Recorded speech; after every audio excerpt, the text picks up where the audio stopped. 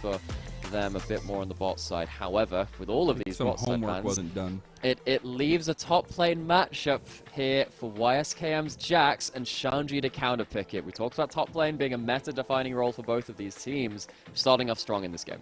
I love it because it might not matter early on in the game, but it matters early on in draft. And to try to get those picks through, it was absolute confidence for YSKM here to grab that one, knowing he's unkilled and he had a great performance the last time around. It is going to be the Tahm Kench, though, for NIP to start it off, so you'd expect a Senna to follow up.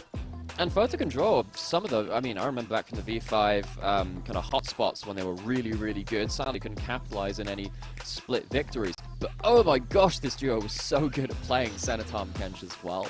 We're likely to see the double support item coming out of this. There are some optimizations you can go towards that as well. We'll see if they manage to put any of them into the game. And now let's see if IG have a bot lane left that can break open this duo. We saw BLG absolutely smash late game with Senna Tahm Kench in Game 2 of their series yesterday versus RNG. The Varus locked in xiaoyueji. Can appreciate a lot of the variability in the builds that we see for the Varus now as well. You can have the multi-builds, but we have seen, you know, like the lethal tempos a lot. I wonder, though, what you're going to pair up for it to go into the Tahm Kench, right? And if you want to go ahead and grab that one here, if you're sticking with solo lanes, looks like it's the solo lanes, the Nico. It is. Nico's been a very high ban priority, takes it away from Rookie as well. If you won't have the LeBlanc, which can be one of the okay matchups into the Nico as well. If you still got Azir, I'd imagine that will be on the table too, because that means you have two very long-range backlines, backline champions, which can be bailed out by the Tahm Kench. But they are considering this top lane matchup more important. Shanji going back towards K'Sante. It's a good matchup into the Jax. He's a very good K'Sante player. This is just a high-value pick in general. It means you're probably losing that Azir now from the mid lane, though. It's cool, though. Both top laners just saying, you know, let's see what happens when we give each other the hands, all right? We're fine with the matchups. Let's see what happens on the Rift. Shanji is enabled, as you need to be a little bit careful there. The Orianna first ban in the second phase for NIP. I think it's a good call there, but a little interesting because I guess they're expecting a little bit of flexibility with the Nico. Yeah, there's a chance that the Nico support, yeah. I mean, mage supports do quite well there, and I suppose with the Senna Tahm Kench scaling up, if you don't play towards a very aggressive bot side, then which you occasionally can do with the Tahm Kench, it allows something like a mage support to scale up and do some damage in its own right. And we do see that Azir that you were talking about banned away. Easy pickings for IG to try to ban out Rookie's competitive pool here. I don't know if it's going to work, but at least they're getting to it now. And I imagine maybe looking at these kind of support matchups, if they maybe think that it's still flexible in that way, taking away some of those engagers. It is the Rel actually banned, so looking at that jungle matchup. Yeah. And I wonder now if IG ban away one of the engaging picks from the jungle, because one of the things that Gen IP are not going to have in spades is teamfight engage. They, of course, IG have a very squishy set of carries / the Nico, which could be in support as well. You might want to even ban away something like the Vi to ban away some deadly jungle combinations. Instead, it's going to be the Akali. It's fine. Rookie, one of our very famous assassin players in the mid lane there. But it does mean that Aki maybe could go towards something a bit more engaging in the jungle, which hasn't been banned out. Bro, bring back the Aki Zed jungle. Come on. I need it back, Riot, please. I got to cast it one time, like my first year of LPL, and it never has come back in the meta. I know it's not going to happen here. The Maokai, though, has been so strong recently in the meta.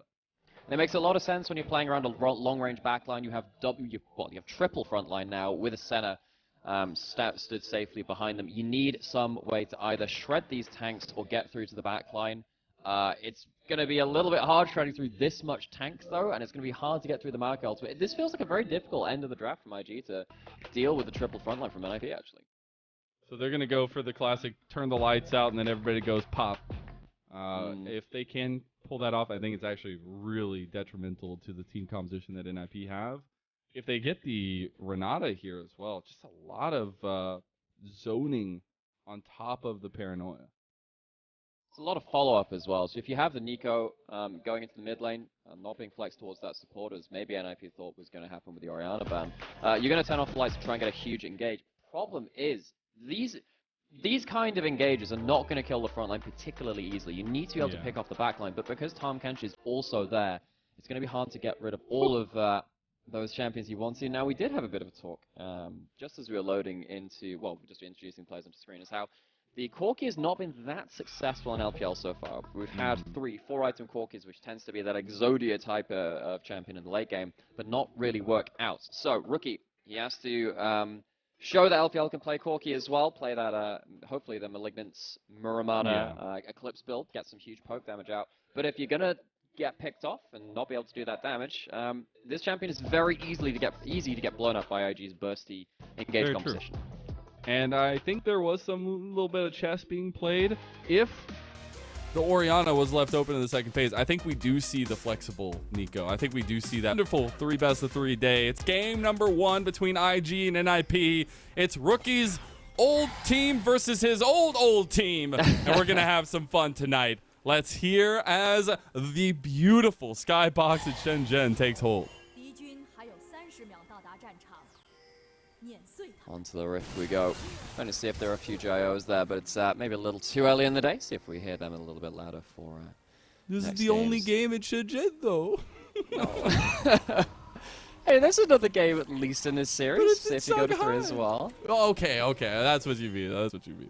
Yeah, there is a difference between games and series, my friend. Yeah. Hey, simple brain, simple math, all right? Come on. We do want to go ahead and zone in on how Tianzhen can get active here, because I do feel like we've seen Maokai's a lot recently in the LPL. It's very much reactive gameplay a lot of the time, where you feel very confident and comfortable figuring out what the map state's going to be before making actions. I don't think that's much the case with the Nocturne.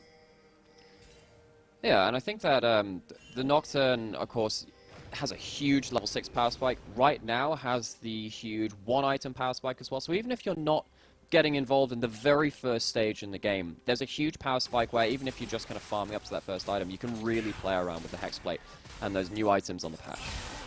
I'll try to see if we do get that Hex Plate. It's always a little bit of fun to see the new items be worked into it. The 2v2 down here will be important to keep an eye on, just to see who gets the advantageous positioning down there, and especially leaning towards that first dragon. But with the prevalence of how important top was in the draft, at least early on, and some of this pathing down towards bot side, I don't think we'll have those fireworks we maybe wanted unless we get those solo kills up there. So interestingly, Shanji's starting the E on Cassante, so he's kind of giving up the chance to get early push and early damage and just saying, look, I'm going to take a bit of a trade or two, but I'm just going to soak up the shield to make sure that even though you're pushing the wave in, I can safely collect it at tower. So I think that shows a little bit of the mindset towards that. But, you know, giving a bit of a free early level to YSKM, not always the best thing. He's completely full health with all of his pots right now. The chance to really take over the top side of the map should Tianzhen look for options there. And this was first pick Jax, by the way. So if you want to flex on somebody and you know you can, go ahead. That's what YSKM's trying to do here. We do finally see, though, that this bot lane pathing is going to come here for Aki and for Tianzhen. And I think in this situation for the Senatom Kench, we have seen it not get to the point of success a lot of times, I feel like. And it seems like NIP is definitely opting into that as we see Tianzhen go for an invade. So he does have the lethal tempo, so it's one of these things where he can struggle to stick on targets, but he never gets in melee range of you with lethal tempo. This champion does a lot of damage, so Aki playing respectfully, playing towards his bot lane. One of the bonuses to having the map change on the red side, as it is right now, is that you can just kind of walk in and out of jungle and sync up with your bot lane a little bit easier because of the changes to, of course, this wall down in the bot river. Makes it a little bit easier. You've heard all the pros talk about how easy it is to get a gank off towards the red side, bottom side. Aki, though, ended up not wanting to try to go for that contest. Like you were saying, if he does fight the lethal tempo, going to be a little bit worse for wear there. So ending up going for a straight bead towards the top side scuttle. And Shanji, a little bit of trouble here. He's to be pretty careful. Yeah, he's just kind of soaking these early levels. As soon as you get to 2 items in the center, it feels a lot better versus this Jax. But 2 I'm really items a long way away. It is just a little far off there. Just the walk uphill both ways too, Nymaera. It's the oh gosh, I'm trying to remember what it's the reference to. It's like the my turn one way. Like you just take all the blows, you take all the hits and the knocks for the first couple of items, and then you turn up at about 15 minutes into the game, and then you start to really turn things around and give the hurt back. We'll see if fate does come true. But that's the conversation I want to open up. I kind of brought it up before Tianzhen went for that invade. But NIP definitely have a later scaling composition. They're very much waiting for items to come online. The only power points throughout the early part of the game is probably going to be Shanji. How do you see them weathering the storm at least. I mean, a lot of that is going to be about how Arky can just be on call for the rest of the map. This bot lane is probably not going to be diveable, especially since it feels like they've just gotten enough access to early farmers. Yes, very occasionally, early on into the game, you can pick off Senna, especially if you get good poke onto them through the first few levels of the game. But really it's on Arky just to make sure that they can keep track of what's happening with Tianzhen, make sure that the first ult of the game doesn't blow open a lane to the point where it becomes a real lost condition later into it. And we actually see the movement going straight towards these grubbies as Aki starts it up already. Tianzhen will be in the area. Shanji is going to run into a very scary Nocturne as the fear should come down. Shanji bursted down by this lethal tempo. Aki able to take one of the grubbies and get out of there. So he does deny the 3-stack there, but Tianzhen will immediately start it up. Well, so again, this is the thing with Nocturne. It's hard to stick to targets, but actually if someone stays melee range of you, you have really good early damage. So yeah, if only you stay in range of my blade. It's like, get back over here! Yeah. Oh man, no, all that damage. Yeah, it's like if Nocturne had a Lee Sin Q, this champion would be absolutely busted. But that's what I'm saying. Let's not put any ideas in anybody's heads, all right? Did you ever play much of Ultimate Spellbook? You know, the game mode where you get someone else's ult? That was a fun one to see which champions get really busted with a random piece of someone else's kit. The most broken one I saw was actually Nico with Nocturne's ult, because you have just this pop. It's kind of like when you. Oh, actually, hang on. We're gonna. Yeah, I think Shanji's got a good trade hit right now. Absolutely gets this one. The all-out's gonna come through straight under turret. He gets it. He's in, but YSKM gets the first kill and gets out. Easy does it. Meanwhile, Rookie getting caught in mid lane, not gonna go down. I mean, Shanji might know who YSKM is, but he doesn't know his game, apparently. This is the Cassante guy versus the Jax guy in the top lane, and the Jax wins out early. Shanji's been eating bad trades for the entirety of laning phase, and now YSKM has himself an individual advantage. And you can see a little smirk on Shanji's face. He knows he had him there, and he's just trying to desperately get out. Meanwhile, IG taking full advantage of that, taking the dragon too.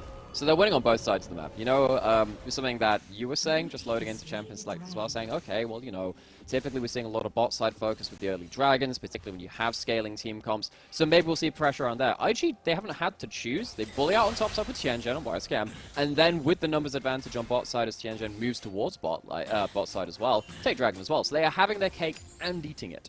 What kind of cake is it, though? I don't know. What kind of cake do you like? That's a great question. Ice cream cake? You know what? I'm actually never sure I've had an ice cream cake. You've never had an ice cream cake? Oh, I can't remember it if I have done. I've had ice cream and I've had cake. I know that there is a version with both of these things involved. Just academically, I know that they exist. I never had one until my dad started getting them for his birthday, and then I started getting them like, wow, this is great. What about cookie cake? Have you ever had a cookie cake? No, I am learning a lot about cakes today, apparently. Oh my god, it's the Americanisms. Everything is cake. I wasn't going to say it, but I'm like, this is not something I've seen too much over the other side of the pond. Don't worry about it, don't worry about it. You know what else we haven't seen? Not too much action besides up in this 1v1 of the top side, but exactly where we were kind of wanting to see action. See if Shanji can fight back at all. He's down pretty heavily now on the Jags. Bring it back to the gameplay because you don't want to talk about Absolutely, absolutely. Oh man, but yeah, I mean we have level 6 hit by Tianzhen yet. Doesn't have the hexblade just yet, but level 6 is enough to be. The emergency services has been called, and Aki is the answer. I think that Aki needs to be up here as the only emergency answers though, because if YSKM gets to hold a freeze here, which he's currently doing after the solo kill on top side, I mean, what does Shanji do? He's gonna get bled out on this top side. Aki needs to be here. I don't think YSKM saw him. I think he actually had the angle.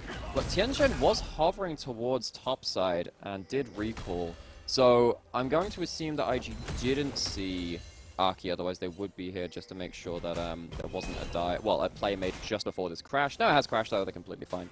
So IG, honestly, solid early game. They're feeling really fine right now. Like, Aki's just forced to go over to the Krugs. Not going to be able to find anything with that crash, and they can put some pressure back on the spot side if they want to, or even in mid. They have the level 6 now for Tianzhen. Yeah, they do. But the question is, where can you realistically use that? If Corki has Flash, which of course he doesn't right now, but if he has Flash and Valkyrie, they're very exploitable. But even without the Flash and Valkyrie, is a pretty good defensive tool. Bot side feels pretty okay as well. Aki is going to be here for the 2v1. Does get the combo. The emergency services finally answering, if not just a little later. YSKM, though, almost taking down Shanji. The Dawning Shadow's not going to get the kill, but Shanji will get revenge. And how did we forget about the other global? If things get really spicy in top side, just throw a center railgun up there as well. YSKM, no teleport to go fix this wave or capture that tower as well. So Shanji gets a kill back. Gonna make sure that the CS discrepancy does even up just a little bit. And these the Void Grubs, the Grub, the Bad, and the Ugly, gonna go over to the, at least in the second spawn, towards NIP, and they're gonna be up to, if they get all three of them, they're gonna go to 4 and 1 in the total score. I can, and I will. I sat there for hours thinking of famous trios I could liken the Grubs to. I have put effort into this. Oh! He didn't get it. All right, so IG, they actually get their third Grub, so they do get the buff, and it looks like we'll just have the split. Yeah, so I mean, you get damage on tower scaling with the amount of grubs which you have. That's the DOT. You don't get the bugs on tower, the mites on tower, until you have 5 of them. It doubles when you get 6. So neither team's going to get that, which is important. Because when you get 6 grubs, that's when it gets really annoying. Because you walk up to a turret, and each person that's there spawns out 2 of the little dudes which run at the tower, and soaks up a load of tower shots. It makes it very hard to defend your turrets, particularly later into the game. But going 3 and 3 means that no team getting a sizable advantage out of that. Well, I mean, I guess you could argue that the bonuses to IG, especially if YSKM wins this matchup in top lane harder and gets to actually freely hit turrets. Because let's be honest, the team which tends to get value out of this is the one that actually hit turrets. And that's typically going to be IG with this composition. I'm just very worried because even with that little bit of help, it's a Jax that had already been propped up, right, against a team composition that doesn't necessarily have a great answer to the side lane for him, and the CS is starting to get out ahead of Shanji, and things are starting to look worse there. So I'm looking for NIP to actually be a little bit more proactive, even if it doesn't fit their composition all that well. Well, one of the things which is really going to help them in regards to that, because yes, they don't necessarily have the matchups to play side lanes. They have this centerpiece they can stick in mid lane that isn't going to move in this center time catch, and that means that you can fling members to side lanes a lot more easily. So maybe someone like Aki doesn't have to be on call for mid lane quite as much as the emergency services. He did not grab the package.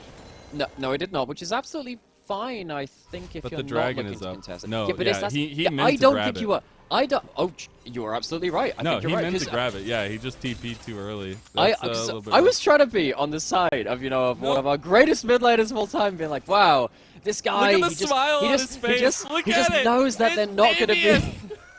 He knows that they're not going to be contesting. No, he goes right to pick it up anyway. So he's wasted a teleport. He's picked up the package anyway, which signals a contest from NIP. I'm just imagining the voice comms right now. Okay, guys, I'm sorry. He just had the smile on his face for the longest time. Aki even had a smile, but it doesn't matter because he's here. He's got the package, and he's on the flank. That he is. So let's have a look at this positioning. Corki is not here for poke. NIP, they want to play for front to back if possible. See Aki step up here about 2,000. There's the engage though, changes the corruption. There's the package across here. Nobody's focusing the dragon, but it's Rookie focusing xiaoyueji. Cryin goes in, tries to get it, but Rookie's actually the clutch member in this whole thing. He got the dragon, he got the kills, and he's stomping his old org. And it is an absolute slaughter. 4 for 1 and a dragon going over to the ninjas, who get away with a bit of larceny in the night. Ninjas by name, ninjas by nature, it would seem. They're going to get themselves onto the board in this early game. And exactly what you asked of them, Mazel. They got that proactivity around this bot side of the map. Oh my goodness. I can't believe it. You could see after the fight, every single member of NIP was laughing because they're like, how did it go from that series of events into us winning the fight? If we can find out in this replay. Really want to highlight Photic here. 2-person Q into a 3-person ult. That procs the passive on 2 of them, which gives an extra bit of damage. And that means that this Corki is absolutely in position to follow up as well. Both carries of NIP doing an awesome job at the start of this fight to just make sure there's no health bars to really fight with afterwards. Feels good to see Photic and Rookie reunited yet again. This was a team that on these 2 carries had one of the most dominant runs in the regular season of all time in the LPL. Yes, they fell short in playoffs, but it is nice to see these 2 carries back again. Yeah, and now we have Photic and Zhuo in a very comfortable spot. You have the Blood Song built up for Photic, so that's going to be the support item of the moment. Particularly for the AD carries building it online. Zhuo's also gone towards a support item as well, and that will be stacking up. That's partly why NIP were, even before that fight, actually in parity to slightly ahead in gold, but we might have ourselves a round 2. We have teleports from top laners on line 2 now if they want to join this fight around the Herald. You see NIP using that force with some of the damage that Rookie has now in his belt. Does have that Hex Drinker second. We'll see what that second item is going to actually end up being. If it's not being, rather, but exactly how important that's going to be. Because now it definitely feels like they're saying, all right, we got some time. Let's scale up. They do, and they're just controlling this entrance here as well. So, I mean, how are you going to walk up to this? Wow, they're just going to walk up like that, huh? Immediately. As Cryin also was waiting behind the lead, but a little bit rough. That's not a paranoia. That's like a, I don't know, that's a daydream. That's no nightmare. He's just like randomly come over to say hi. The Devour comes out. Maybe IG were hoping that Arky weren't in position to defend that, but that is a very low value ult from the Nocturne. Now NIP can take full position around the Rift Herald, which Tianzhen had already been chunked down a little bit from. Photic also gets the chunk out of him. Both teams feeling very antsy around this objective, Nymaera. Oh my god! I don't think NIP are feeling antsy. I don't think they're feeling antsy. I think NIP are just saying, well, we have the range advantage, we have the damage advantage, you've used your engage tool, that's fine by us. Walk up, we'll poke you out. IG, they missed their shot to contest this. Rookie's already scaling before scaling even matters. At some point, he's already doing so much damage this early, and it means that NIP can continue pushing the pressure with this Rift Herald. That they can, and this is looking very dangerous for IG now, because you need to find a way to get onto the correct carries at the correct time. This center Tom Kench is... I don't know if it is going to be your target. I think you need to have both Nocturne and Nico there at the same time to maybe get an AoE ultimate from the Nico while the Tom Kench can't devour the centers. Try and see if you can pick apart their spacing a little bit. But that's just not been the case from IG so far. They've not managed to find that engage. So NIP, they are chilling. You've got the Lost Chapter in inventory from Rookie now as well, so that signals the Malignants coming in as fully complete. The second item, we've seen this enough from the Corgi. Just stop off from the Hex Drinker. It means that the kill threat which Nico does have is vastly reduced at that point, and Rookie is so chilling now. I will say, though, for IG, at least there's some serious sustained damage coming from them. They got the experimental hex plate now for Tianzhen, but more specifically, xiaoyueji had the Blade of Ruin King, the attack speed build as well, going to be really important if IG want to try to do something. But it's also a different playstyle around where you have so much range from Rookie. You would like to have maybe that lethality Varus here. They'll have to play a lot more close to the chest. Well, the problem is lethality Varus just can't deal with tanks. Now, the problem is that lethality Varus also can't attack you from the other side of the screen. You've got Flash as well here. This is what we were saying about the Corki, right? Once you have Flash and Valkyrie, I mean, he's safe. It's another ultimate, not really getting value from Tianzhen.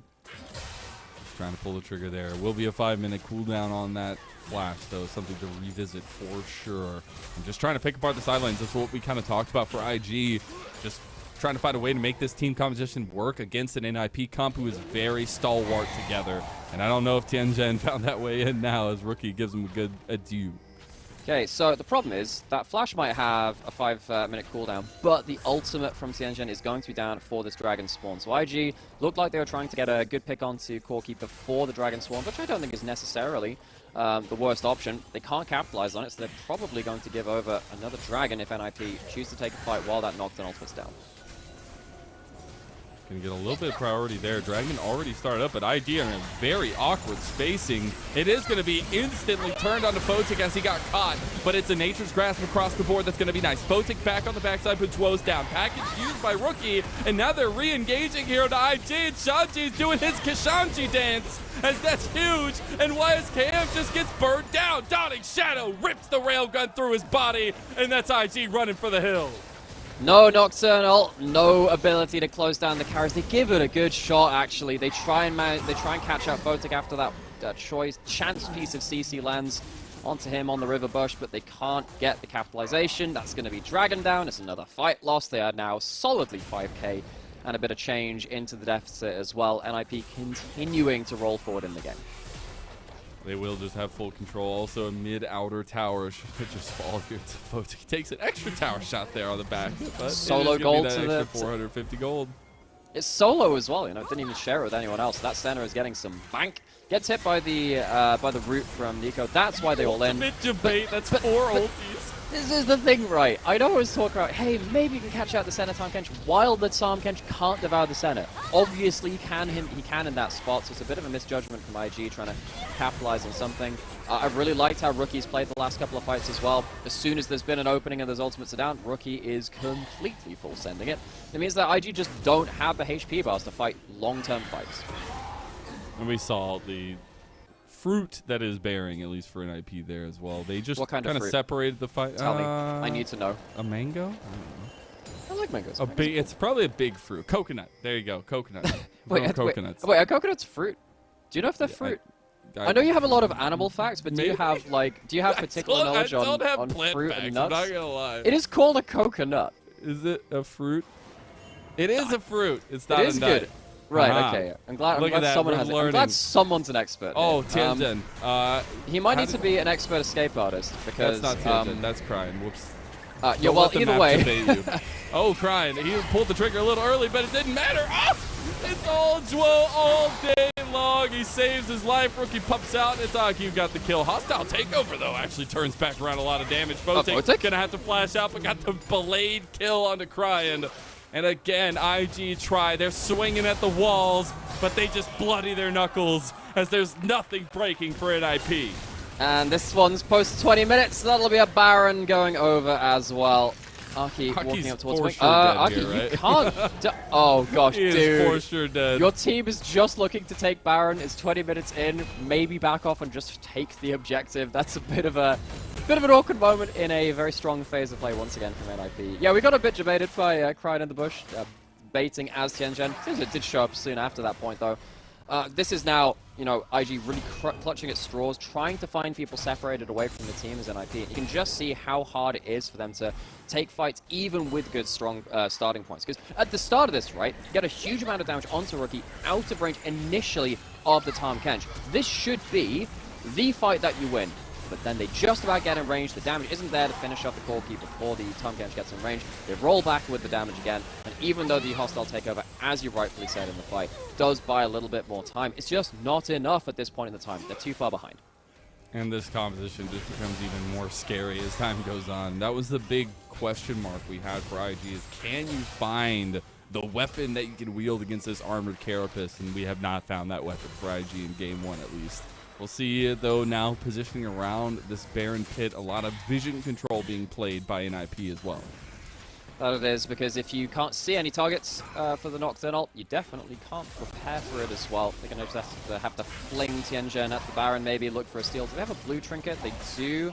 It's a little bit early, though. They don't have a second one, so they're going to have to walk up now to get vision, see if Tianzhen can maybe get an ult into a flash Baron steal. I think that's probably the play here. It's looking so what you're saying is Tianzhen with the steel chair, and that's it. That's literally it. Now, luckily in this case, NIP, they back off for the Baron because maybe they just want to get some waves in order. You can see that Shanji is pushing out topside. They want to push out bot lane as well. But IG, it is so dangerous for them now to go into NIP's composition because it's gotten to the point where they can just group up and there's nothing really stopping them from doing that, which means that you're not jumping onto one isolated member. You're jumping onto, 3-4 people with a Tahm Kench there also to save the rest of the team.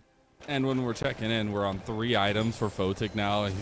He is ridiculously strong with the lethality build as well. You also have the malignance completed for Rookie, so extra damage on top of that. Like, the damage profile from NIP is just getting more sturdy. Yes, you got the Storm Surge for Cryin. That's going to be big.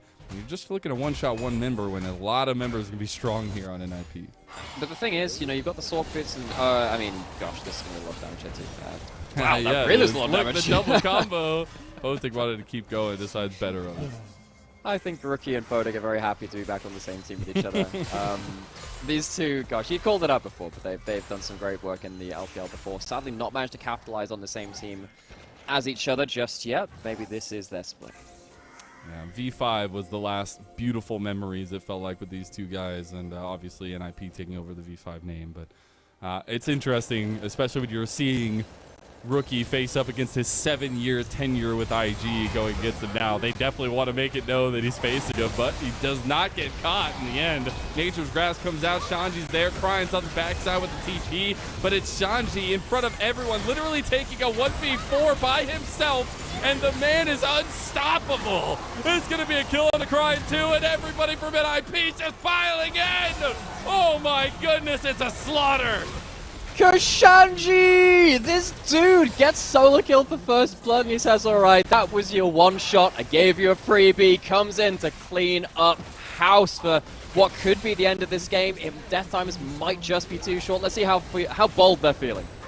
I think they're feeling pretty bold right now as we're going to see the fact that they have a small minion wave there. Yeah, they're going for it, man. A little curious. Oh, the triple!